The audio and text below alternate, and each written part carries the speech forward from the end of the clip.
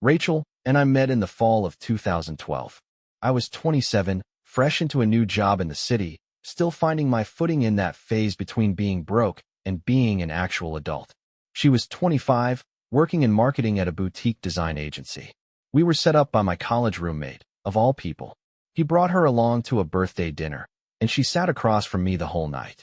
We didn't talk much then, just the occasional glance, some awkward smiles. But I remember watching her laugh with her whole face, like she meant it. We ran into each other again a few weeks later at a mutual friend's Halloween party. She was dressed as Rosie the Riveter, and I was a very sad attempt at Indiana Jones. This time we talked, and talked, and talked.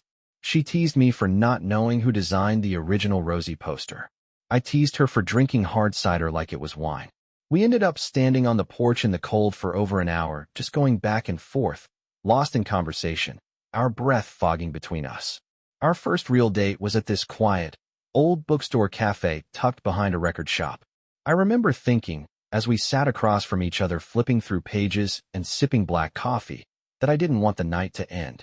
She had this easy confidence to her, like she knew who she was already, and that was magnetic. I'd never met anyone like her. We moved in together about a year and a half later, into a modest little apartment on the third floor of a pre-war building with creaky floors and radiator heat that clanged in the middle of the night. It was perfect. We made do with mismatched furniture, a couch we got secondhand, and a coffee table that was basically just a big crate we threw a blanket over. Those were probably the happiest years of my life. We got married 2 years after that. Small ceremony. Backyard setting, strings of lights, simple vows. No huge guest list, no drama. Just us and the people who mattered most. I remember the look on her face when she walked down the aisle. Nervous, sure, but there was this smile that could have lit the entire block. That smile still lives somewhere in my head, untouched by time. These days, well, at least until recently, we lived in a quiet neighborhood about 30 minutes outside the city. She commutes into work twice a week. The rest of the time she works from her home office. I'm a software consultant, mostly remote, so we've gotten used to sharing the house. We've got our own rhythms. She makes the coffee in the morning, I do the dishes at night.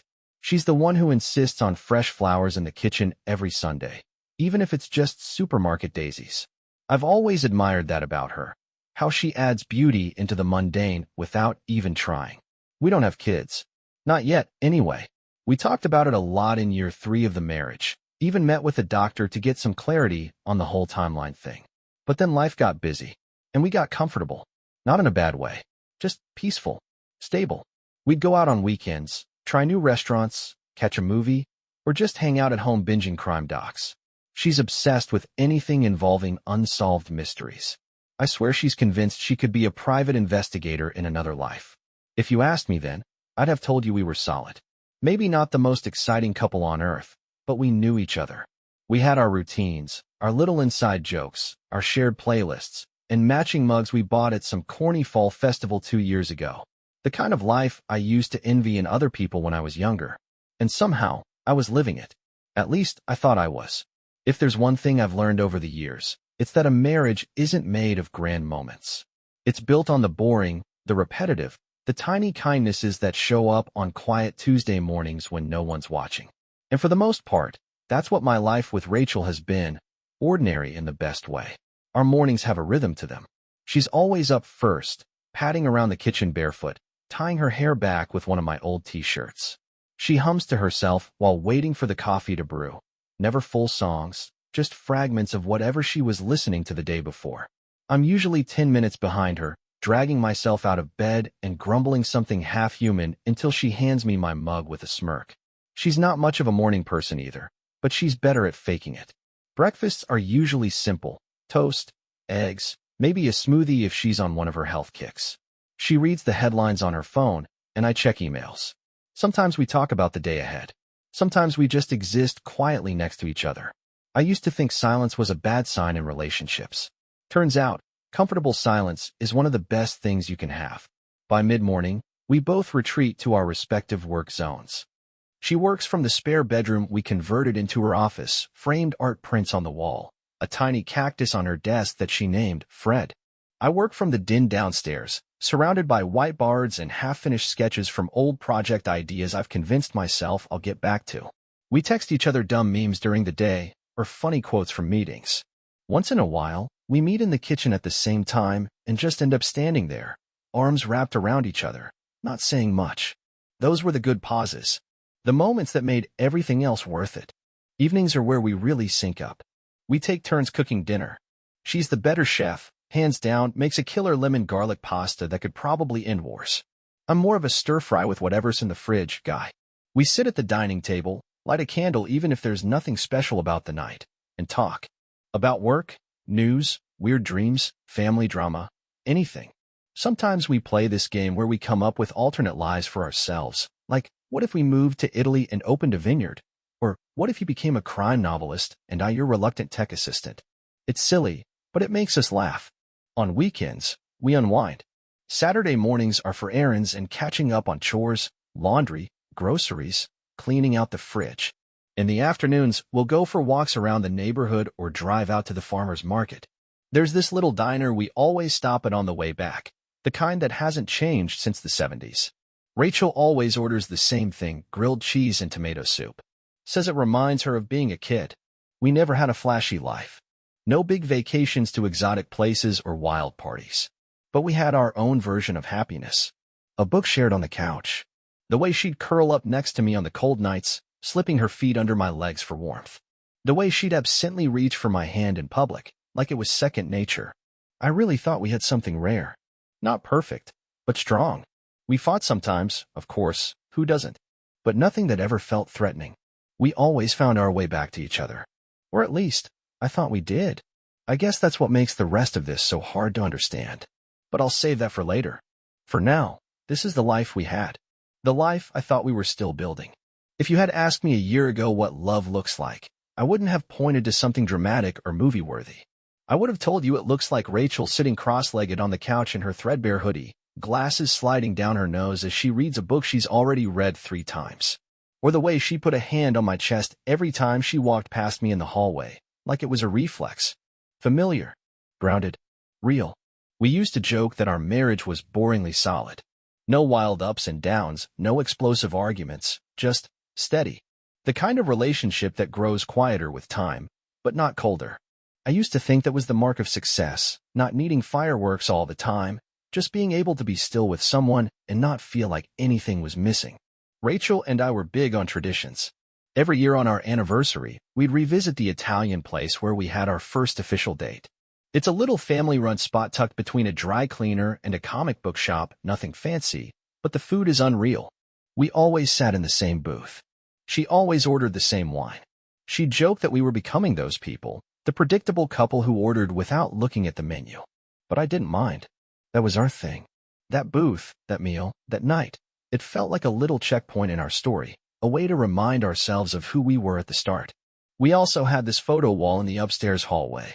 It started as 4 or 5 Polaroids pinned to a corkboard, but over time it grew into a sprawling timeline of our life together, vacations, birthdays, random Tuesdays where we just looked happy. Some were blurry, some off-centered, but all of them were ours. Every so often, I'd catch Rachel pausing there, just staring at the photos like she was watching our life play out in snapshots. Holidays were her favorite time of year. She went all out with decorating string lights, candles, matching pajamas. She had a way of turning the house into this warm, glowing little world that felt completely separate from whatever chaos was happening outside. Christmas especially. She'd bake these molasses cookies from her grandmother's recipe and insist we watch It's a Wonderful Life every single year, even though we both knew it by heart. Our families were close. Or at least, they felt that way. Rachel and my mom got along better than I ever expected, considering how protective my mom used to be. She always said Rachel had a good head on her shoulders and treated me right. My brother Nate was around a lot too. He and I had our sibling rivalries growing up, but we'd mellowed out over the years. He was the charming one, always making people laugh at dinner, always had a story ready. Rachel and he got along just fine, maybe too well sometimes, if I'm being completely honest, but I chalked it up to her being warm with everyone. Even the mundane parts of life felt easier with her. Grocery shopping, cleaning out the garage, building IKEA furniture. Things that should have been annoying were weirdly fun when we did them together. I remember once we spent an entire Saturday trying to hang floating shelves in the guest room. We messed up the measurements twice, put a hole in the drywall, and ended up just sitting on the floor eating takeout and laughing about how hopeless we were at home improvement. Those are the kinds of memories that stick.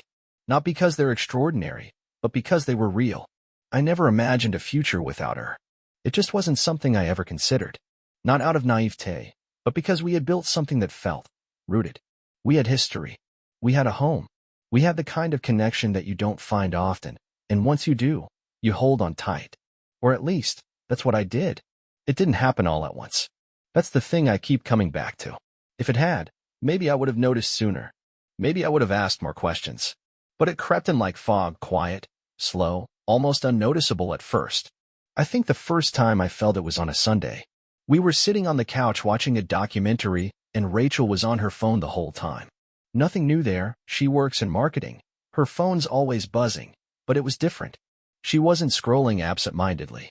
She was focused, smiling at it, typing fast, then locking it, then unlocking it again 2 minutes later.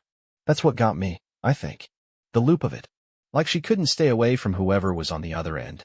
I didn't say anything. I just watched. Not suspicious, not yet. Just curious. After that, I started noticing little things. Her phone never left her side anymore. Not even to charge. She used to leave it on the counter when we cooked or drop it on the nightstand without thinking. Now it was either in her hand or face down on the table. And she'd get quiet when it buzzed. Not the usual, ugh, work again kind of quiet. This was different. Like she was trying not to react at all. One night, I brought it up casually. Everything okay at work? She looked up from her screen, startled. Yeah, why? You've been glued to that thing lately. She laughed. It's campaign season. You know how it is. She wasn't lying. Not exactly. But the explanation didn't sit right with me. It was a tone thing. Her voice was too light, too practiced. Then there were the late nights. She started working out of the house more often, said she needed a change of scenery, so she'd head to a cafe or sometimes even the office. That was a shift too. Rachel hated staying late. She used to complain about it any time it cut into our evenings. Now she was volunteering for it. And I noticed she stopped talking to me about her day. That sounds small, but it was a huge part of who we were. We always debriefed each other at the end of the day. Even when nothing exciting happened, we'd swap stories, vent, laugh about something dumb a coworker said. But now, I'd ask how her day went and she'd shrug. Nothing new. Just that. Like a switch had flipped. I'm not proud of this next part. I started paying closer attention. I didn't go full-on detective or anything, but I noticed her getting dressed up a little more on the days she worked late. A touch more makeup, a new perfume I hadn't smelled before. She said she bought it on sale. I didn't push. I don't know what I was looking for, really. I wasn't even sure there was anything to find.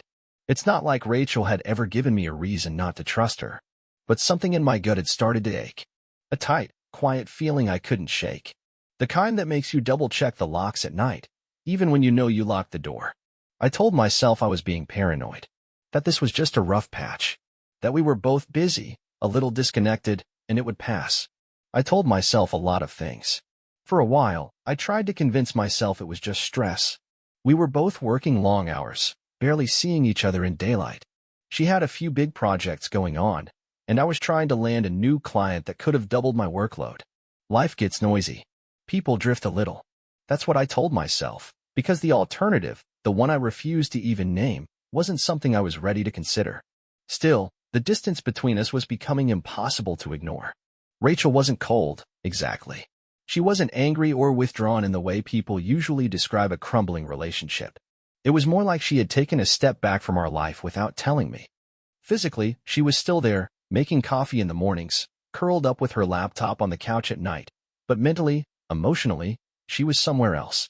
I'd talk to her and get one-word answers, polite smiles, the occasional forced laugh. There were days it felt like I was living with a very kind stranger. Our intimacy had shifted too. Not just in the bedroom, though that had become less frequent, which she blamed on stress and hormones, but in the small things. She used to reach for my hand under the table, brush her fingers through my hair when I was reading. Those gestures disappeared so quietly I didn't notice until they were gone. And when I tried to initiate anything, she'd lean into me for a second, then pull away like she was suddenly remembering something she had to do. It wasn't rejection. It was absence. One night, Maybe 2 weeks after I first started feeling uneasy, we were supposed to go to my brother Nate's place for dinner. It had become a monthly thing. He'd host, we'd bring dessert, and he'd crack open some overpriced wine he claimed to know everything about. Rachel always loved those nights. She and Nate had a running banter, always trying to one-up each other with sarcasm and old stories. Honestly, I used to find it endearing. That night, though, she said she wasn't feeling well. Headache. Probably just tired from the week. I offered to stay home with her, but she insisted I go without her, said I could use some time with my brother. It wasn't unusual on its own. Everyone has off days, but something about the way she said it, too quickly, like she'd rehearsed the excuse, left me sitting in Nate's living room distracted, sipping beer I didn't want, replaying her voice in my head. When I got home, she was already in bed. Or pretending to be. The lights were off, and her breathing was deep and steady in that way that almost sounded too deliberate. I stood in the doorway for a second, just watching. I don't even know what I was looking for. Some clue, some reason to believe I was imagining things. But I couldn't shake the thought that she was awake, lying there silently, waiting for me to stop watching so she could keep hiding whatever it was she'd started hiding from me. A few days later, I found myself doing something I never imagined I'd do. I checked her location on my phone. We'd shared locations years ago, mostly for safety when we traveled alone or stayed late at work. I never once thought to use it for anything else. But that night, she told me she was working late and would grab dinner with a coworker afterward. I smiled, nodded, and told her to enjoy it. Then, when I was alone, I opened the app. She wasn't at her office. She wasn't at any restaurant I recognized. The dot hovered somewhere in the suburbs, a good 20 minutes away from both her work and our house. A residential neighborhood. Nothing commercial. I stared at the map like it could give me answers if I zoomed in far enough. It didn't. When she came home later, she acted normal. Tired, maybe a little off, but not suspicious. She told me the dinner went long, and traffic was a nightmare. I didn't confront her. I didn't even ask follow-up questions. I just watched her talk and wondered how long it had been since I actually believed the things she said. I told myself I was being paranoid, that I needed to trust her, that couples go through this kind of thing all the time. But that night, as I lay awake listening to her breathe, a terrible thought crept into my head. What if she was already gone, and I was the only one who hadn't realized it? By the time October rolled around, I stopped pretending I didn't feel it. The silence between Rachel and me had become more than just quiet, it was loaded. Our conversations were functional, transactional. Did you move the laundry? What time are you home tomorrow? We're out of milk. But we stopped talking about anything that mattered. We used to end the day in bed, debriefing, laughing, recapping the absurdities of our day. Now we lay next to each other like two people waiting for separate flights in the same terminal, barely exchanging glances, counting the minutes until we could disappear into sleep. I still hadn't said anything out loud. I hadn't asked the question I didn't want the answer to. But I started watching her in a way I hadn't before, closely, almost like I was studying a stranger. The way she avoided eye contact when I asked about her day. The half-second delay before answering certain questions. The slight curve of her lips when her phone buzzed and she didn't think I noticed. She was still careful, I'll give her that. No obvious lies, no lipstick-stained shirts or random hotel receipts. But it was in the details. The unexplained changes. New lingerie that stayed in the drawer when we weren't touching each other. A new playlist on her Spotify account, filled with songs she used to mock as too sappy. A new password on her laptop, something we'd never done before, because we never needed to. The moment that really started to chip away at my ability to play dumb happened on a Saturday afternoon. Nate had dropped by unannounced, something he used to do all the time, though less so lately. He came in, same as always, arms full of some craft beer he'd found and couldn't shut up about. Rachel was upstairs in the shower. I remember feeling weird about it, like I didn't want him in the house right then, though I couldn't explain why. He asked if she was home, and I said yeah, casually, like it was no big deal. But he hesitated before answering. Just a flicker of something in his expression, surprise, maybe, or discomfort. Then it was gone, replaced with a grin and a dumb joke about how I needed to try this IPA before it went warm. She came downstairs a few minutes later wearing a robe, hair still damp, eyes wide when she saw Nate in the kitchen. Her reaction wasn't over the top, just off.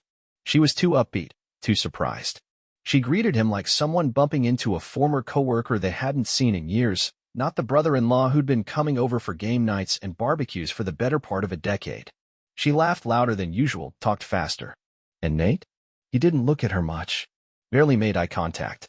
I remember watching them and suddenly feeling like I was on the outside of something. Like there was an inside joke I wasn't part of. When Nate left, I asked her if everything was okay.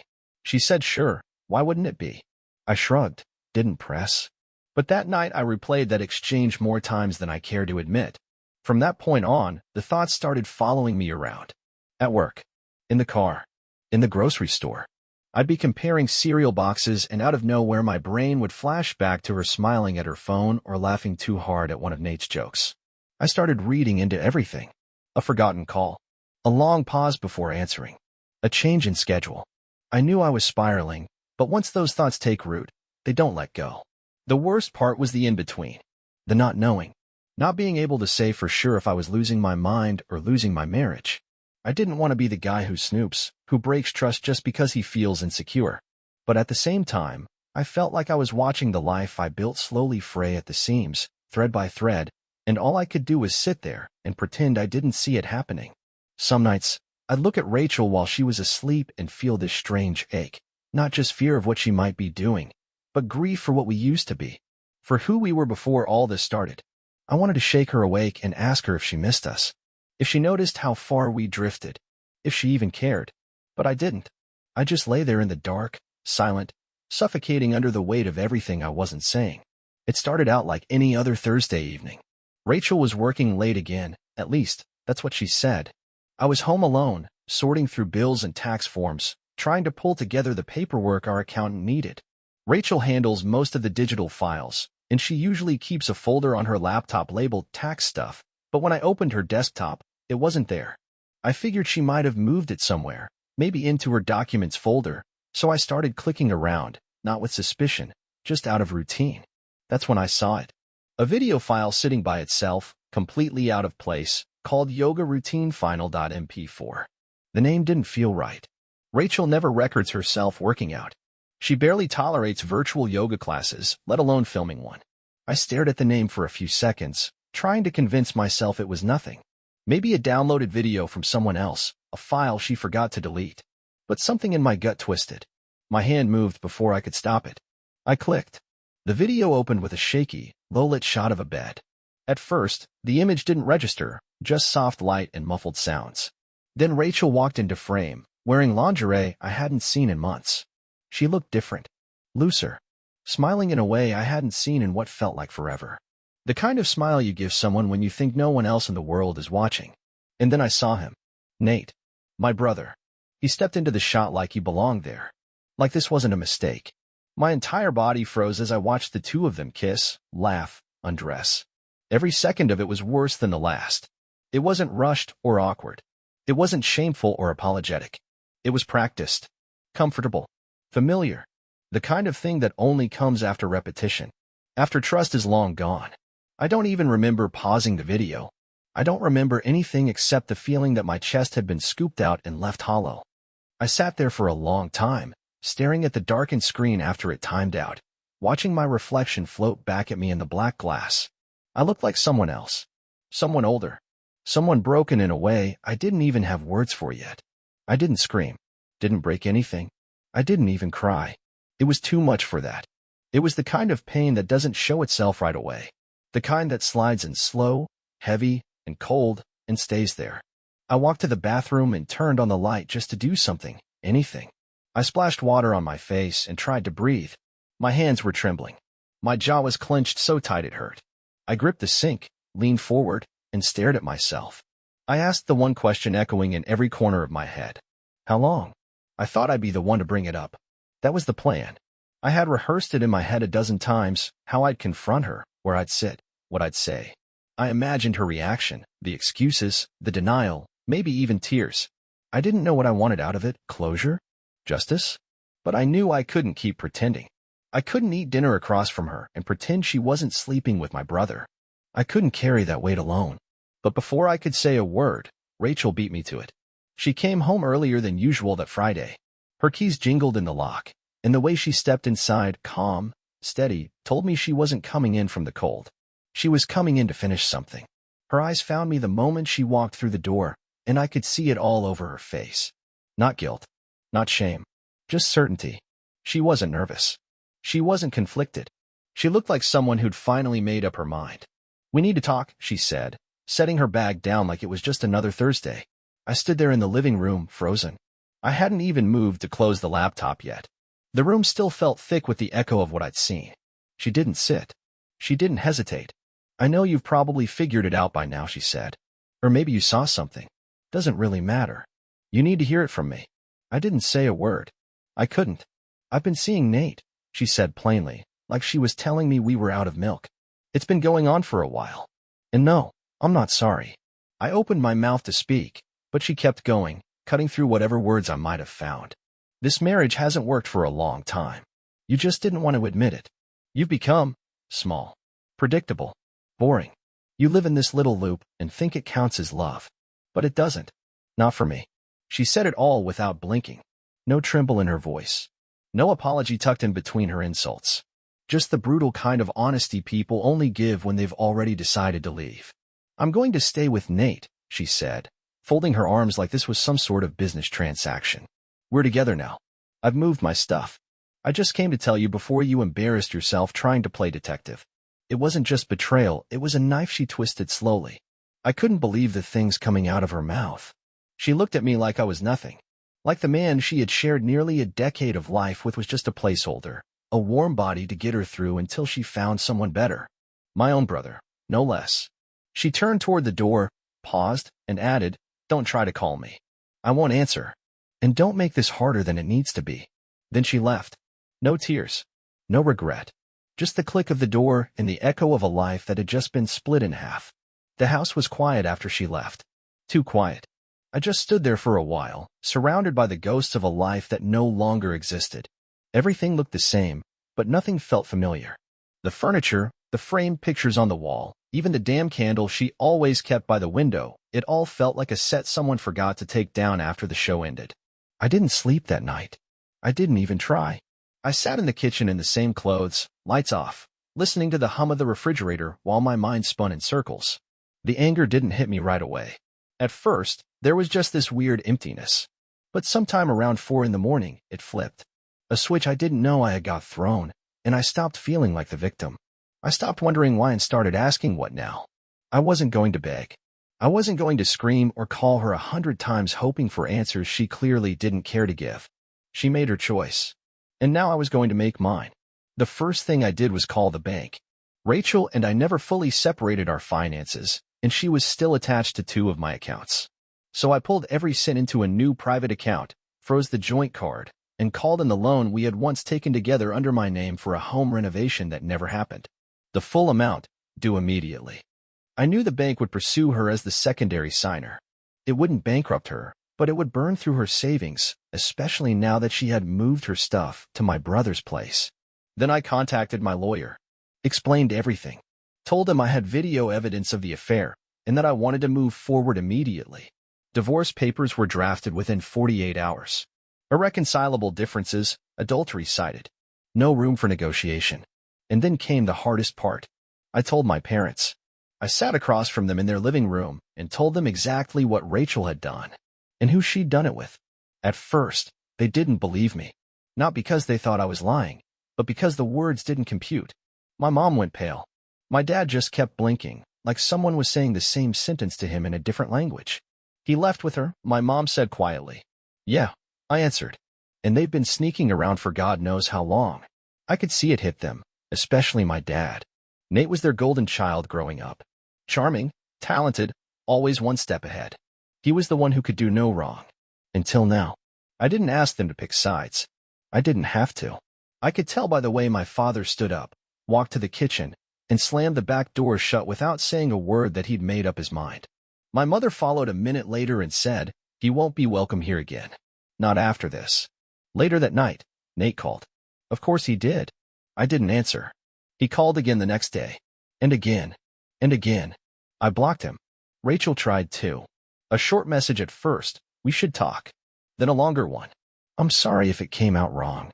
I just needed to be honest with you." She called me once. I let it ring. I didn't block her right away. I wanted her to feel the silence.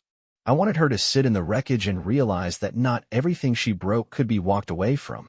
It's strange how quickly life moves on after something like that.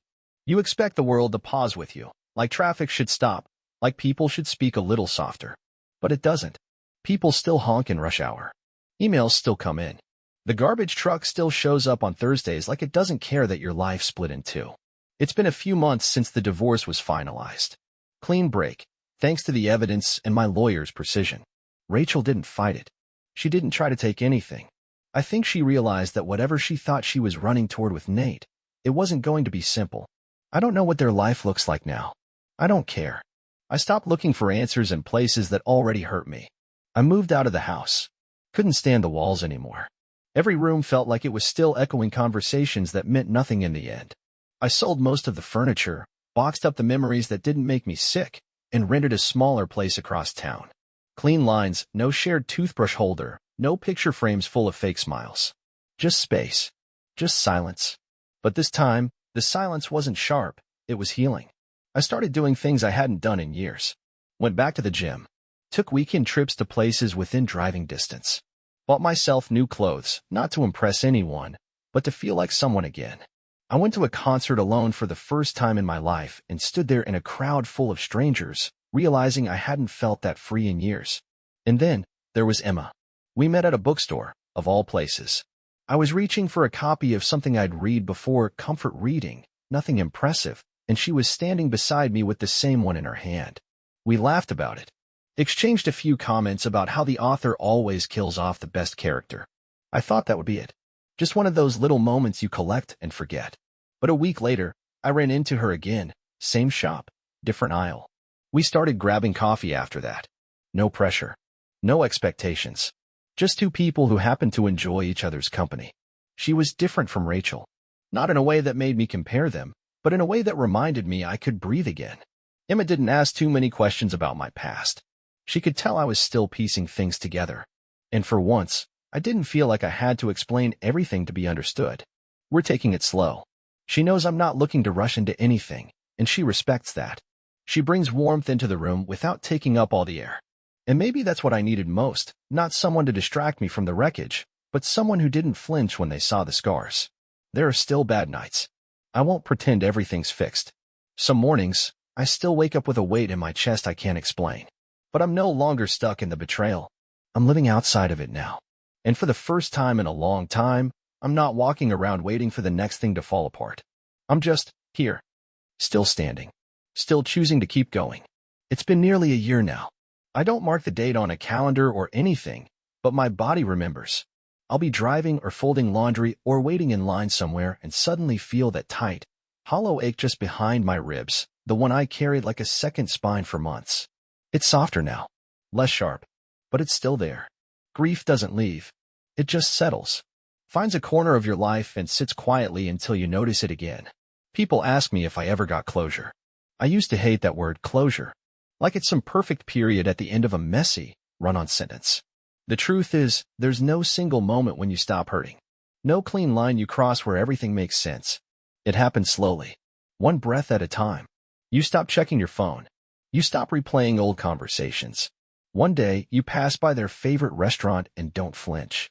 That's what closure looks like. It's not a grand revelation. It's survival by inches. I haven't spoken to Nate. I never will. He reached out once, not long after the divorce finalized. It was a short email. No subject line. Just a few lines about how things got complicated, and he hoped I'd understand someday. I didn't reply. What would I even say? He made his choice. And whatever he's dealing with now, whatever guilt or mess or regret, he can keep it. Rachel hasn't tried again. She disappeared as quickly as she came back. I heard from a mutual friend that things didn't work out between them. That she moved out of Nate's place a few weeks after moving in. I didn't ask for details. I didn't want to know. It's not my life anymore. What matters now is mine. I built something new in the quiet. I wake up in a different bed, in a different home, and for the first time in years, it feels like it belongs to me. I cook for myself. I sleep better. I smile more, and when I do, it's real. I go entire days without thinking about them. That's something I never thought I'd be able to say. Emma's still around. We're not rushing anything, but she's become this calm, steady presence in my life. We talk late into the night about things that matter, and sometimes things that don't. She laughs at my dry humor, listens when I ramble, and never once made me feel like I was too damaged to love again. She met me exactly where I was, and that's a rare thing. If there's one thing I've learned from all of this, it's that betrayal doesn't destroy you. Not unless you let it. It guts you, sure. It burns everything down.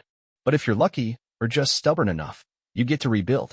And maybe, just maybe, you end up with something stronger than what you lost. I'm not the same man I was before. That version of me died the day I opened that video. But the man who came out the other side? He's a little wiser, a little tougher, and a hell of a lot harder to lie to. So, to anyone out there holding on to someone who's already let go, stop. Let the truth break your heart if it has to. Because what's waiting on the other side isn't just pain. It's freedom. And trust me, freedom tastes a whole lot better than betrayal.